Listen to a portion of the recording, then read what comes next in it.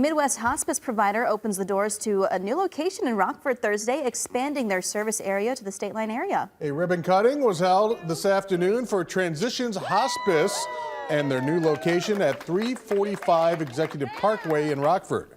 Light beverages and treats and various prizes were on hand, as well as the big scissors. During the event, leaders with Transitions Hospice say, we're trying to really breach ourselves into those underserved populations. So the more the farmlands, the places that are more dispersed amongst and don't have hospitals and hospices kind of right at their disposal, like we do here in Rockford or in the city and suburbs.